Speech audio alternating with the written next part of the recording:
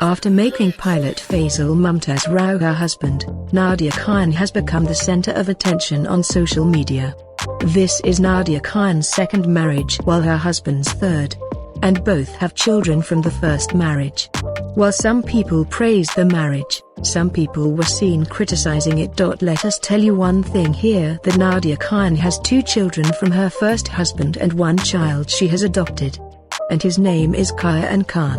When people found out about this, many people started writing on social media about why a mother of 2 needed to adopt a third child. And people don't know why they started making such unnecessary things. But a few days ago, when Nadia Khan attended Ahsan Khan's show with host Sanam Young, she reluctantly answered the people's question.